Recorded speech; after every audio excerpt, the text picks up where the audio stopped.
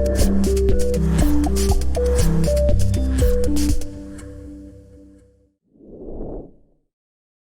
all, I'm Otaku Lucifer, and today we're doing a semi-live. We're doing a thing where we're going to be talking about Masters of the Universe. What is it? Masters of the Universe Revelation. And we're talking, I just finished literally watching season 2. And we have my baby brother, Mark Dukes. That's his handle on Twitter, right? Or on Instagram, right? Instagram. Mark Dukes. My mic, yo, I have a Blue Yeti mic, right? That is working, but it's not working with my Audition, with my photo. What is it? Creative Cloud, the Adobe Audition. So I gotta like record this, and I'm like praying to God that like you guys can hear him. But we just finished watching Masters of the Universe Revelations, and I'm really considering like actually selling some of those items on my store, because as you can see from the wall behind me, I am a huge HeMan fan. Like I literally have like a ton. I have 2 walls of HeMan figures like hanging up on my wall right now. So yeah, I might have to do that. So anyway, yeah, bro. So how was it? Like what did you think of the first season? And what do you think of this last season? Like highlights for you. Like what were the things that you liked? Because I have my head is full with a ton of stuff right now on like what I actually liked and who were my favorite characters. You know, because a whole bunch of stuff happened. Like, you know, people died, came back, people got their glow up, all types of shit happened in this series. So I'm real excited. Definitely. For me, well, I picked it up just off the fact that it was a continuation of the original. As for my age, I haven't seen all of the original, but I've seen a good amount, and the rest, and seeing the first episode really brought me up to speed on everything else. So, if you haven't seen the original, you know, find some time, go ahead, take a look. If not, you can also just jump into this one. It'll bring you up to speed more or less. Now, is that something that you're telling the fans to do, or is that something that, you know, you're like, oh, I should do? I mean, if I can find it, I'll definitely do it. Because I've been with all these websites popping up and apps, a lot of old school anime and shows I've been able to catch up on and rewatch, you know, relive my wonder years, my childhood nostalgias. Yeah. No, I mean, I feel you.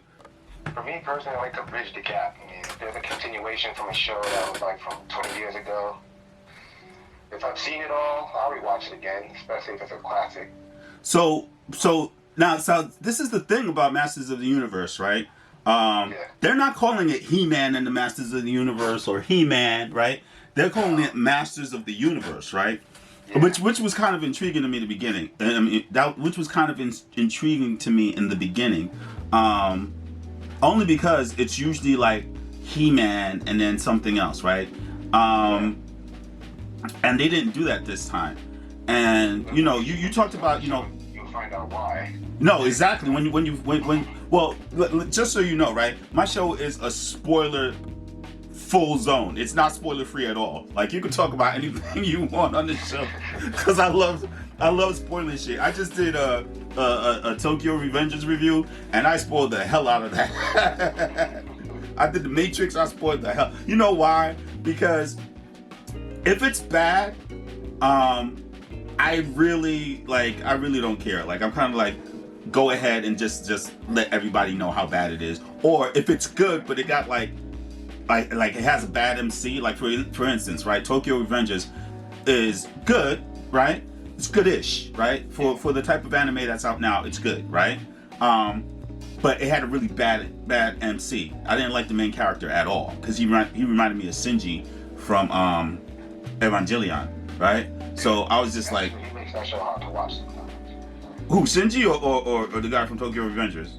Takamichi. I haven't started Tokyo Revengers yet. Yeah. I'm talking about Shinji. Oh, Shinji's just a horrible. Oh, yeah. Episodes that he just makes it difficult, you know. Just let Ray run the show. Yeah, exactly, right? Of all people, please let Ray, because you know it'd just be better in her hands, to be honest. or what's her name? Asuka? That's her name? Ashura? What's her name? Oscar. Oscar. Let her run the shit because, you know what I mean? Because like at least they like got like more spirit. They got more backbone. You know what I mean? But anyway, we're not talking about that one. We're talking about Masters of the Universe, right? So you had said something about how you like to bridge the gap, right? Between now and past series, right? But the thing is this you know, this is not the only He-Man series that came out this year. There was another one that's geared more towards kids, but neither one of them really actually like bridged the gap. It's more kind of like they're like spin-offs, parallel universes. No, so I kind of said that wrong. They don't bridge the gap in the sense that if you're talking about previous incarnations of He-Man, like it doesn't bridge the gap between the last He-Man that came out in 2002, I think, right? Which to me, those are the toys I have up behind me, by the way, right? Those toys are awesome. That series was awesome, and then it got cut, like, you know, it just got cut out of the blue.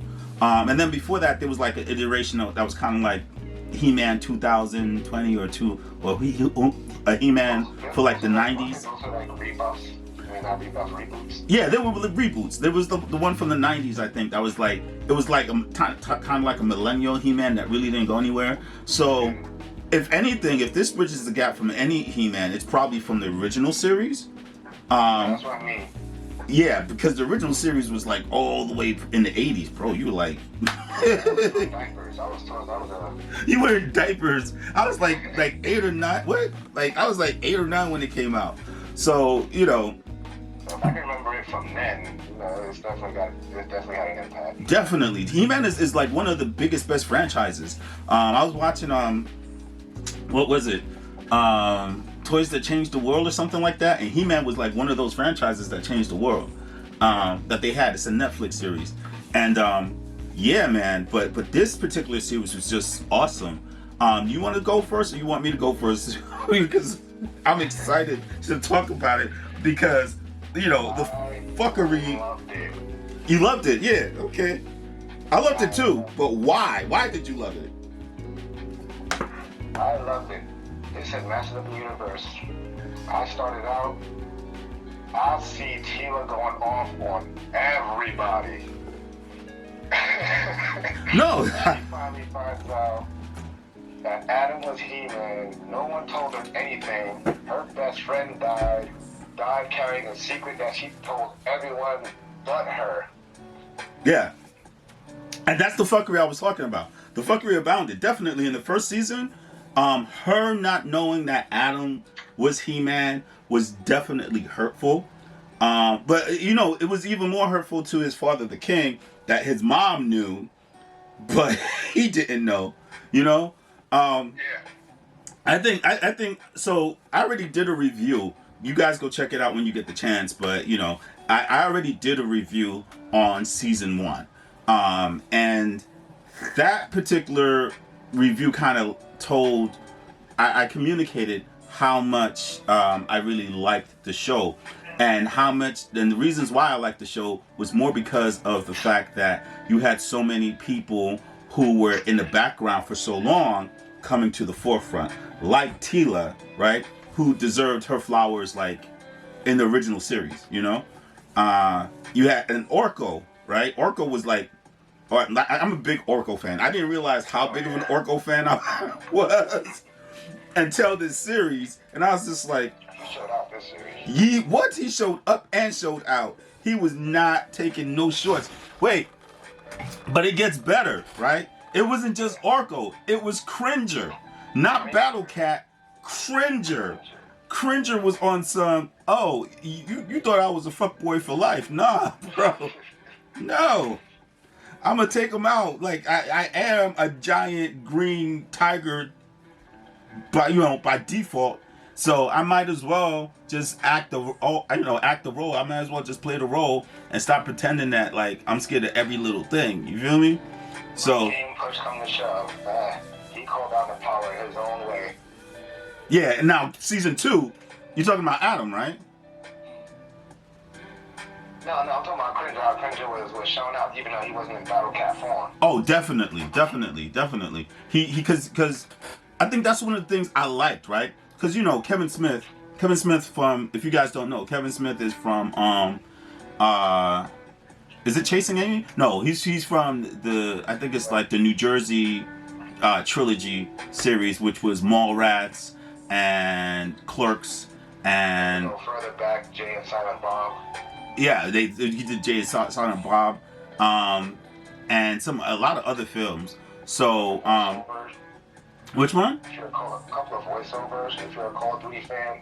Yeah, well, yeah, oh yeah. He did Call of Duty. I totally forgot about that. Yeah, he did Call of Duty for real.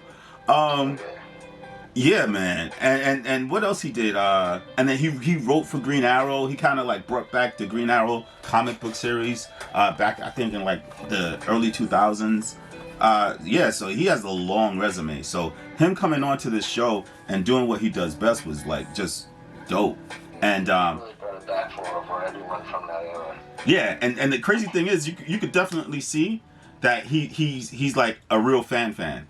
You know, you have some people who like poser fanboys and fangirls, and then you have the people who are like so into it that you could tell that they've been processing like the stories in their heads for like a long time, and they're like, if I ever get the chance, I swear to God, y'all, you know. And I think that's what Kevin Smith did with this series. He was kind of like, yeah, like I'm definitely gonna put my stamp on this for real, and it came in. And the thing about the first season, you know, that was full of surprises was the fact that so many people died, right? People that you loved, including HeMan. HeMan died in the first one. And he died relatively early. It wasn't like he died like at the end of the series. They killed his ass off in like the first 2 episodes. They were like, you're done. Bye. You know? And then they pushed Tila into the forefront, and it became more about her and her story. And you know Tila looked like a muscle build, like a bodybuilder. She's like huge and diesel. Her arms are like massive. Oh yeah, she was a daughter of Man at Arms. Yeah, man. So yeah, definitely she was Man at Arms, and she was just killing it. Like her role in this was just awesome. The character's role, not so much the voice actors, because for you guys out there that don't know, the incomparable Mark Hamill, who played the best Joker ever, the animated one, is in this as Skeletor. Then you have Sarah Michelle Gellar, all right, Buffy and Buffy the Vampire fame. She's in this as Tila, and Lena Headey, who played Cersei from Game of Thrones, plays Evelyn. So it's a really good cast of voice actors playing the roles in this. And then you had what's the black girl's name? Adria, I think her name is. Andrea, I think her name is, right? That's the character who in season 2 at the end she becomes the new Man at Arms, and she's just awesome. And let's talk about. Yeah, but see, if this series says anything or tells us anything, it's the fact that background characters, right? Characters that are not always in the limelight, they can stand on their own too, right? Just like Tila did, and just like Arco did, and Cringer did. All these background characters, all the characters that were in the shadows for decades, literally, right? Now came out into the forefront, and they was just shining. Their glow up was amazing, Absolutely. Yeah, I loved it. And then going back to what you said about them bridging things together, right? Is the fact that certain events that happened in this series were things that I always wanted to see in the original series. And then when they had like the better reboot in the early 2000s, I wanted to see it there, and it didn't happen. And that was not just finding out that the sorceress is Tila's mother, but doing a backstory on how they met, how not so much a backstory, but a little bit of a backstory on the sorceress, how she got her powers, what her powers mean, and how her and Duncan were together, you know, the original Man-at-Arms, and how, more importantly, that mantle was passed on to her daughter Tila, right? That's something I always wanted to see that I never saw. And you could tell Kevin Smith is like a real fan, and the writers from the series, they're like real fans of the series, because that's one of the things that they just like was like, we're gonna handle this shit today. You know what I mean? They're like, you're gonna learn today. Like, she is gonna be the next sorceress, but she gonna do it in her own way. And that was like, I was just like, wow. And that the way they played with the power. Yeah. They really took it and just threw it up in the air and just let it sprinkle everywhere. Yeah, exactly. It was so surprising because, you know, one of the things as kids growing up with that series was like, you knew that if you had the sword, you would have the power. But one of the things that like the nerds that always did, you know, people like me and my friends, we always did like Julio. We'd sit down, we'd talk, we'd be like, yo, but would you have the power if you didn't have the sword? Or is it more like Thor's hammer, where if you ever saw the Avengers series, right? There was a time when Odin told Thor that the hammer was just a conduit. It wasn't the source of his powers, right? It was just for him to control the powers. It was made for him to temper the power. The same thing with He-Man's sword. So as a kid, me and my friends, we always wondered, like, can he get the power without the sword? And we found out the answer is yes. The answer is yes. Oh, hell yeah, you know. The sword was the conduit, he was the spark.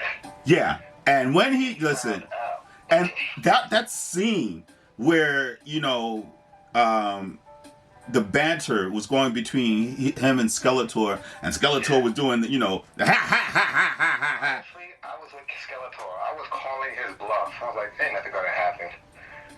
Yeah, right.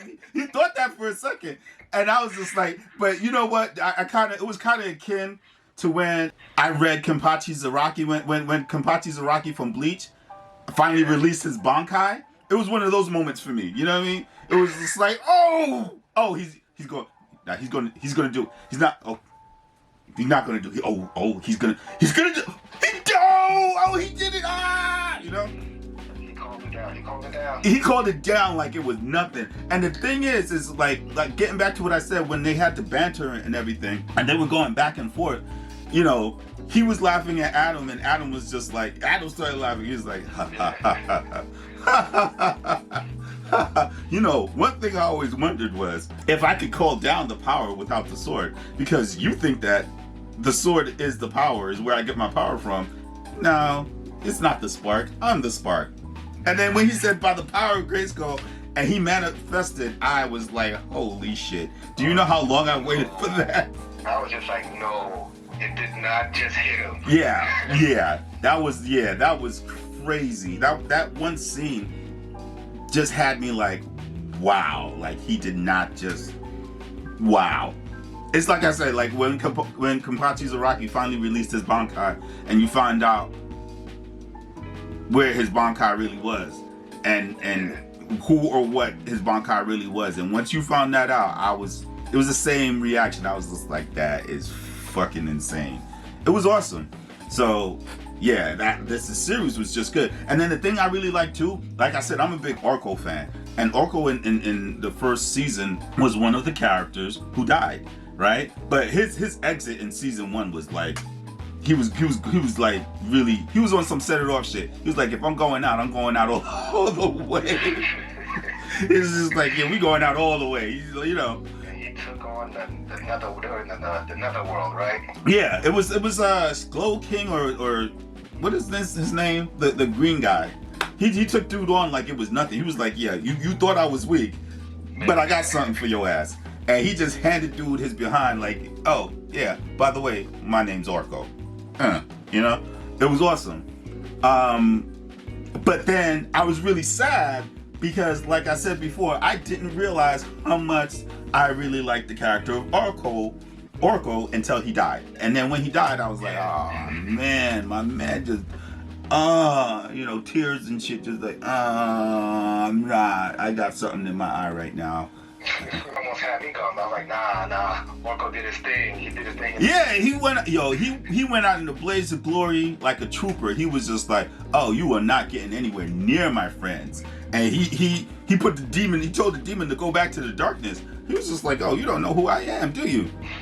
And then in season 2, he made it even better because he came back on some Gandalf the Wise type shit. You understand what I'm saying? Oh, absolutely. He came back as like Gandalf the White. He left as Gandalf the Gray and came back as Gandalf the White. Complete mastery of all the magic he knows. What? He was killing it. You know what bugged me out?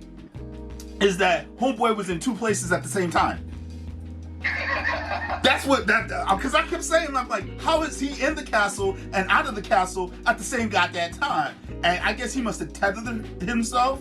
He must have tethered himself with his scarf or whatever, or the garment. Because I was out, like when I saw it coming back, I was like, who is that? Because at first I thought it was like Tila coming back, you know, with that scarf. Huh? He was working that scarf. Oh yeah, man. He was doing it. He was doing it like his name was Strider Boy. He was not.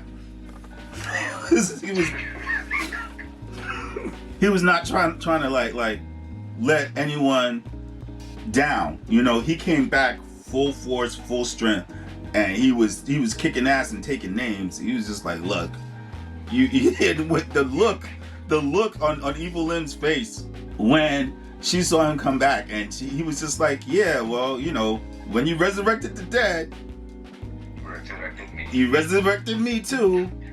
Duh. Hold on a second, little girl. I'll be right with you. I got some ass to kick. I'll be right back.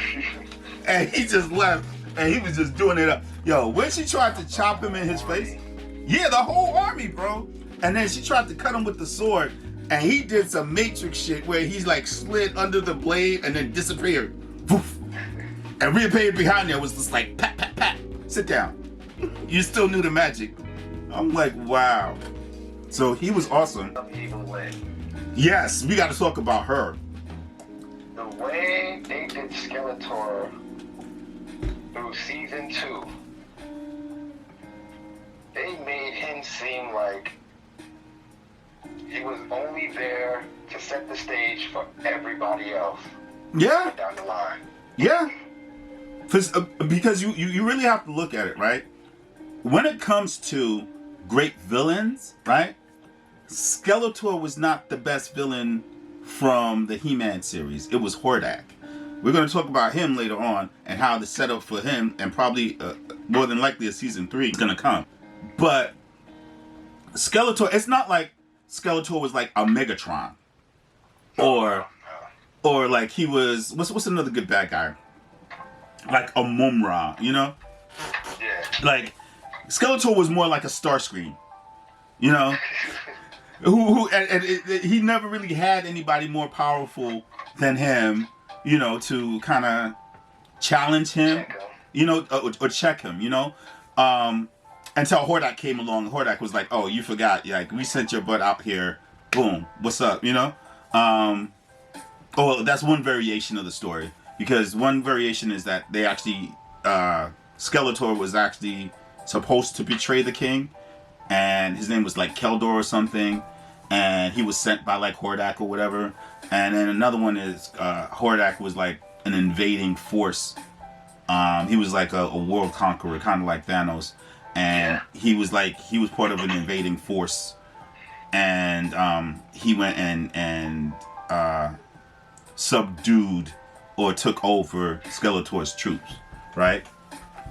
But Hordak was the real badass, you know, for the HeMan, the original HeMan series. Because yeah, Skeletor was a bad guy, but he was, you know, his obsession with HeMan and not actually beating HeMan, or actually he didn't really have like a plan, you know. That was always Skeletor's problem, right? He never had like a thorough plan. He was always kind of like, I don't know, he was always kind of like, my mission is to destroy you, right? But not like the Joker for you know, with Batman, right? Where the Joker, Batman is his nemesis, right? And as long as he's the one to kill Batman, he's good. But fuck you if somebody else tries to kill Batman, then he'll kill them because that's not your purpose. You understand what I'm saying? Yeah. I've seen the Killing Joke. Yeah, Skeletor never had that in him. It was more like, it came off more like jealousy, you know? It was, you have something that I want, which is the power of Greyskull. You know its secrets. I want it. Sinji, give me my power. Like that's how Skeletor always came off to me. He never came off as a powerful villain. He never came off as somebody you should actually fear. When Hordak came on the scene, though, I was just like, oh yeah, I'm scared of him. I'm scared of him. Because that's real villains. Real villains inspire or they put fear into your heart, and yeah, Skeletor don't do that. Skeletor is pathetic. He's a pathetic villain. He's laughable because even Evil Lyn said it in the series. Evil Lyn taking over. Evil Lyn taking over. Let's talk about the clear trauma that woman was suffering. That like her whole motive for becoming the new sorceress for a little while was the fact that she was suffering so much trauma at the hands of Skeletor, right? So much trauma from her parents trying to kill her as a child and then literally living in the sewers for 20 years, right? Like she was a fucking Teenage Mutant Ninja Turtle. Like trauma. Like she had real trauma. I really liked the character of Evil Lyn. I was kind of upset when they made her a bad guy because, like you said earlier, they were kind of spreading out the power of Greyskull I guess to show you how immense the actual power of Greyskull really is and how it could be assigned to different people at the same time. Because, all of the series before always kind of showed it as something strictly for HeMan. And then, going back to the first season of Masters of the Universe Revelations was one of the most surprising things about that season was the fact that you find out that it's not HeMan or Adam is not or was not the only HeMan in existence, right? Yeah. The latest, but not the first. He's the latest, but not the first. Exactly, and it's literally he's the champion. He's the latest champion, but there was a first champion, and they showed the line of champions before him, right? One including the original sorceress, right? Original champion. Well, no, it was the original champion who was Greyskull, right? Yeah. And then, but then there was a champion when they were in like Preternia, who was also a sorceress. She had the same sorceress outfit and everything. Yeah, I remember. So that's just one of the things that they brought from the first season into the second season, where you see that the power of Greyskull is not just meant for one person, neither a champion nor a sorceress, right? And you had multiple sorceresses. Did I say that right? We had multiple sorceresses, right? In this season, right? Because it was the original sorceress, or the latest Tila's mom. Then it was Evil Lyn. She became like the sorceress / champion because she had both the power of Greyskull from being, I guess, the sorceress or calling down the power herself with the sword. But she's also magic. But you see that that's not how the person becomes the real sorceress. Yeah. It's a totally separate thing. So yeah, I mean, Evil Lyn as a character, I think, especially in season 1, she was so amazing, and I really liked the turnaround that she did in season 1, from being a villain to an anti-villain or a hero-ish anti-hero, right? And her and Beastman, I really like their relationship, and you can see that he clearly cares about her. And not even in like a lustful sense, but in like you're a queen.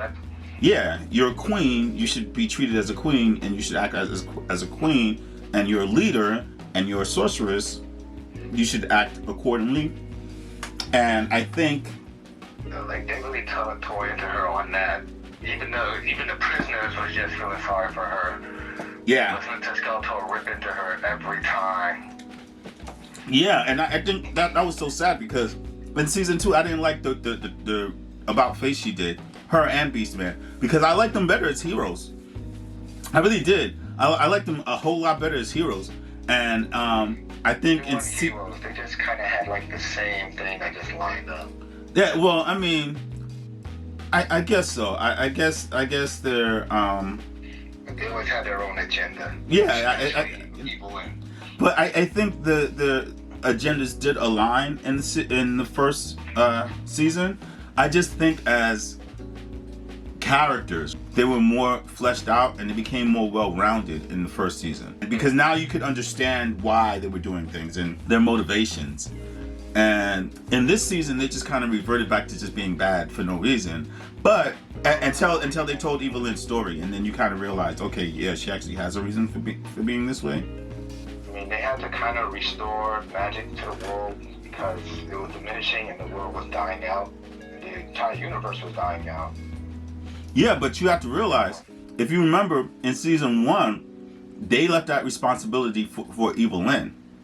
And then in season 2, she said that she wanted to get rid of Skeletor, and she said that the reasoning for her taking the power of Greyskull and becoming a god and doing all that was just because she wanted to get away from her abuser. You know, he was abusing the snot out of her, right? So it was like she was like tired of the bullshit. She was like, I don't want to deal with you anymore. Like, you know, I thought I had gotten away from you, but instead of getting away from you, what you did is you attached yourself to me like a parasite, like a tick, like a virus, and you drained my magical power to make yourself strong enough to come out when you wanted to. And I didn't even know you were there. And she thought that the decisions that she was making was her own decisions. And then she became conflicted because when Skeletor finally revealed himself, it was on some, oh, I was the one who was directing you, which was probably bullshit, you know? But that's what abusers do. They get in your head and they say, hey, yeah, it was all me. It had nothing to do with you, you know? So he was just kind of like gaslighting her the whole time, you know, and she fell into the bullshit.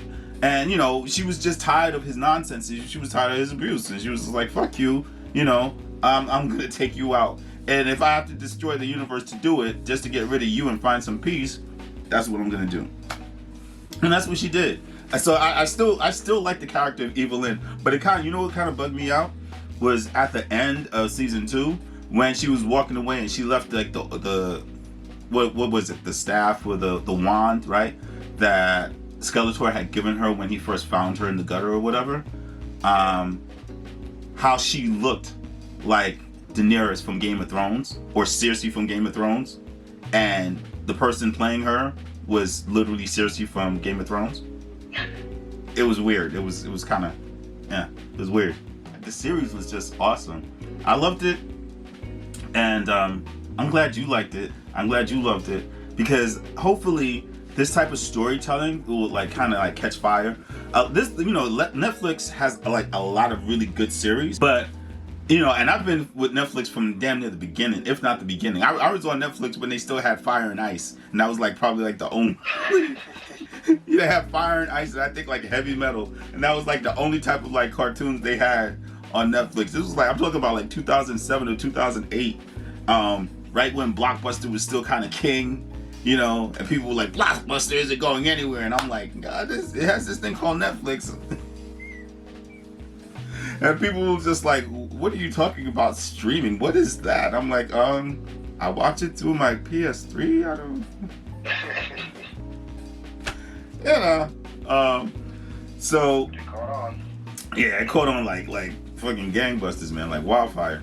And but yeah, man, so they've come a long way in picking up properties and producing series that are really good with storytelling, and especially on the animated side. You know, as people know, I'm a big anime fan, right? So I've seen that they rebooted Shaman King. I've been looking for that for I don't know how long. Let's not get into Shaman King only because the original series was one of those series. You might as well talk about what was it? Dino Ranchers? What was it? Monster Ranchers. Monster Ranchers. You might as well talk about Monster Ranchers if you're gonna talk about Shaman King. Shaman King was more your generation, to be honest, because Yeah, it was. by the time I saw Shaman King, I was kind of done with Digimon after my boy died. I forgot his name, but I think the wizard threw the Digimon when he died, and I was just like, oh, bro.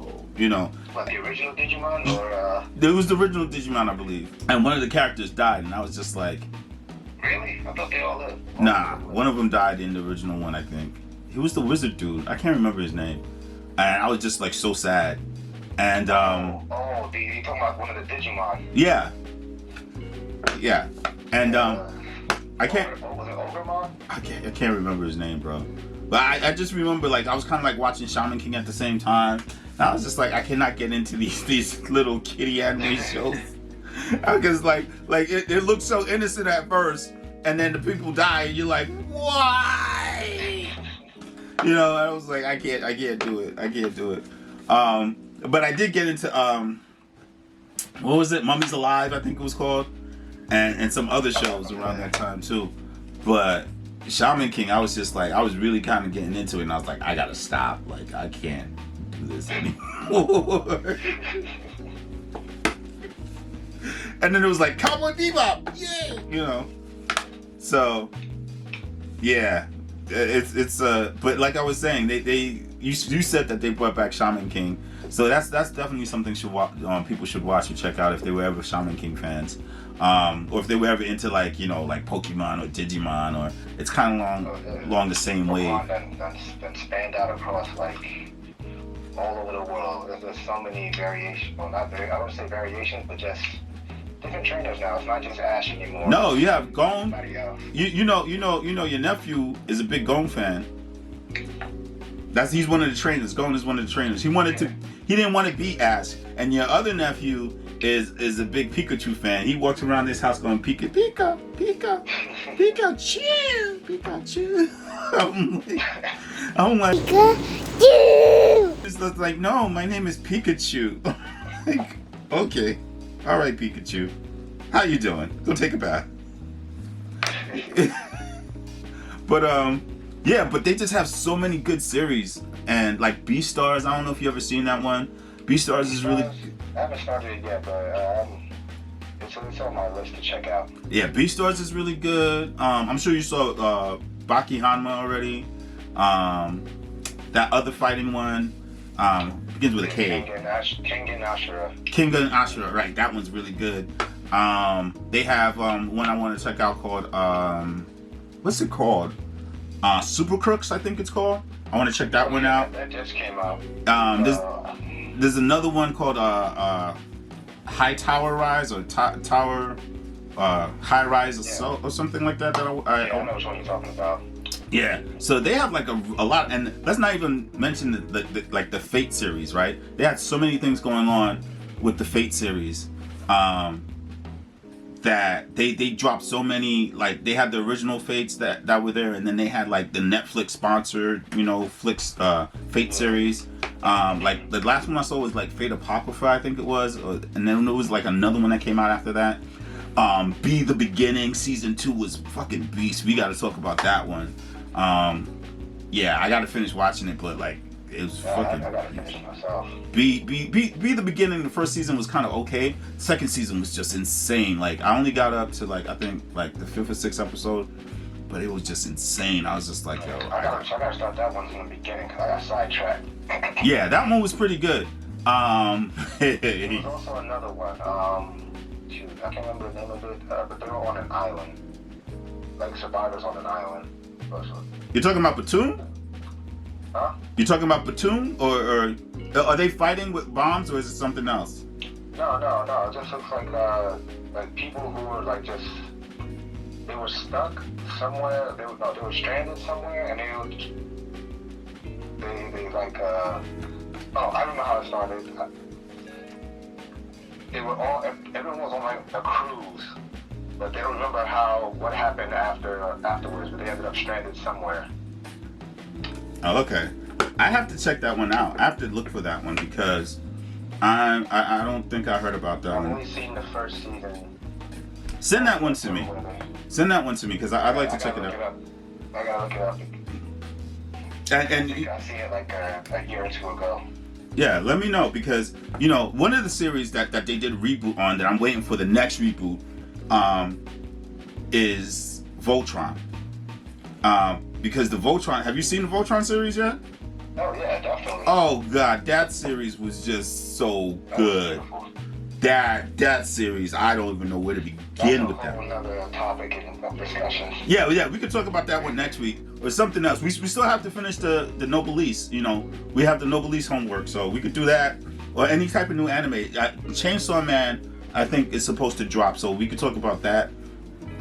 But there's just so much anime to talk about, and just so many things. Like I wanna definitely go check out a couple of movies that's in the theaters, and I want to check out some new anime because I've been watching, you know,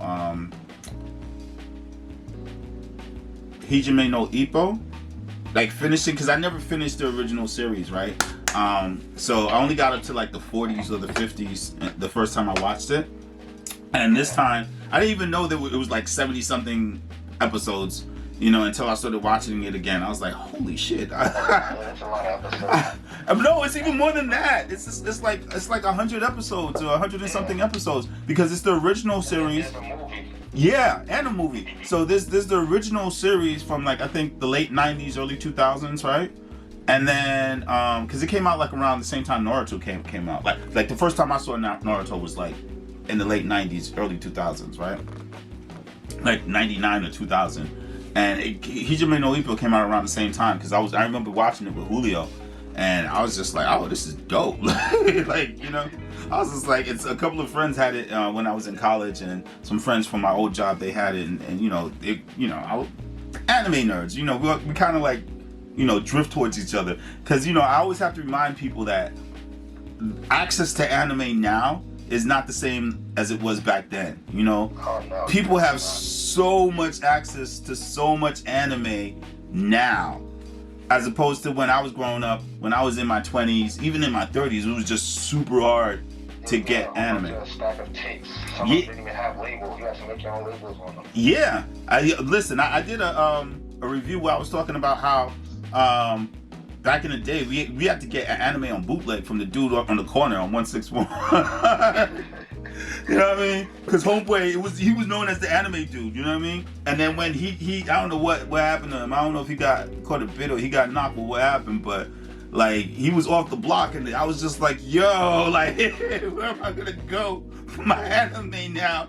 Because dude, he used to have like the best anime for like really good prices. He'd be like, yo, $15. And there's like 5 of them on here. I'm like, what? 5 anime episodes for $15? You know what I mean? And I run home and be like, Mama, I need money. I only need $15. She's like, for what?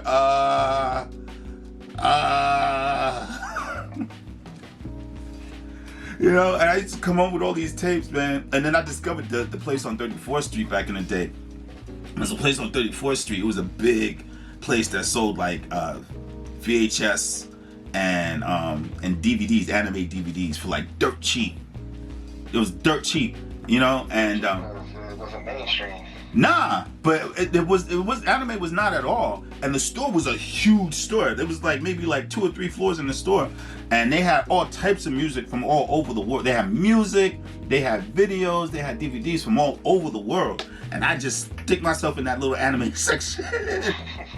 I'm like, how many of these for $20? You know, and I would get like, I'd say like between 5 and 10 DVDs for like $40-$50, bro. I still have animes from that place that I still haven't watched. Or I haven't finished watching. You know? Wow. Because, and the crazy thing is that you couldn't get the whole series. You know, that's the thing back then. Back then, you could never get a couple episodes. Yeah, and you'd be happy with those couple episodes, and you'd be like search. And if you really liked it, like when I found out about Cowboy Bebop and I saw that first episode, it was like lightning hit my brain, bro. It was like the first time I ever saw like a Studio Ghibli anime, right? It was like lightning hit my head, and I was just like, I gotta find the rest of this series, bro. And literally for like a year, I went out looking on the hunt for every single VHS tape for Cowboy Bebop.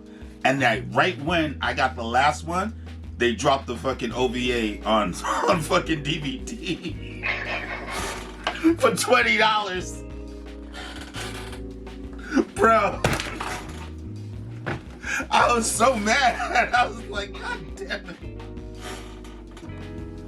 I was like, yo, I spent a year hunting these damn things down, bro. Like, you know, it would be in places where people didn't even know what it was. Listen, I got one of them in like a convenience store in like Chinatown. You know what I mean? Like they had no clue what it was, and they were selling it for like $5, and it had dust on it on everything.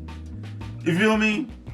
And I was just like, can I have that? And they were like, yeah. I'm like, do you have any more? They were like, no, that's the last one. I'm like, oh. The last one. It was the last one. I don't know how they broke it up or what, but they only had one left. And it was like somebody just kind of left it in like a comic book rack or something. And it was just there, like no one would touch it. And I walked in and I saw it. I was just like, oh shit. I've been looking for those episodes. You don't understand. I used to go on hunts. And your generation and the generation after you, you guys out there, you guys are so lucky to have had Kiss Anime, rest in peace. You know, you got Netflix, you got Hulu, you got Crunchyroll, you got all these things, like all these streaming services that we never had. And you know, if you liked anime back in the day, you had to go on a hunt for anime because you was not getting the whole series unless you were rich. Because I remember, you remember the Virgin Megastore, bro? Which store? The Virgin Megastore. Had you ever been to the Virgin Megastore? Oh my God, I don't think so. I used to live in that place. There was two of them. There was one on 14th Street, right before the Village started, and there was one in Times Square. And they both went down, like, you know, they all the stuff was like downstairs. And I think one of them even had like a movie theater, if I remember right. And they would buy a movie theater. One of them would buy a movie theater. But anyway. Is that one of them with a wall, near where wall bombs, when that was a thing? No. So the one in Times Square, I think they turned that into Sephora or like 21. What is it called? The girl store 21? Forever 21? Yeah, Forever 21, right? And the other one in the Village, it became, I forgot what, I think they turned it into like a Best Buy or something. I don't know. But yeah, man, I used to, those places used to have, those were like the only places. They were like the mainstream shops. And like Tower Records, which went out of business too, right? Tower Records was like in the Village too, on like, I think like on Broadway. And those were like the only spots where you could go and you could get the entire series of any anime. But it was like over $100, $150 for one series. It was ridiculous. And then the cheap ones were for like 60, 70, 80 bucks. And it was like, and the series wasn't like a whole series like you know it today, where it's like 26 episodes, right? A whole series was like between 6 and 10 episodes, maybe 12 episodes, right? And you're paying like 80 bucks, right? But you're paying the guy in the hood, you know, 15 bucks for 3 episodes and praying he could get 3 more episodes from the series, bro, you know? You guys got it good. You guys got it good. God, I wish I was like your age now, bro, because I'd be just, oh man, I just stay home. My little sis, my little sis from another miss, Suchi, when she was crashing with me a couple years back, like that's all she did. She was like 20 years old and she just crashed on my couch, and all she did for like 8 weeks was just watch fucking anime and eat ramen. I'd leave to go to work, she'd be watching anime. I come back, she'd be watching anime. I go out on a date, she'd be watching anime. I come back, she'd be watching anime. I'm like, yo, you lucky, I wish. But anyway, that's our time for today. This was fun, bro. Like, this was fun. I like this. Did you have a good time? Yeah, absolutely. Yeah, man. We gotta do this more often. We just spent like 2 hours doing this. Anyway, y'all. Bye, y'all. And as always, stay peaceful, stay safe, and stay blessed.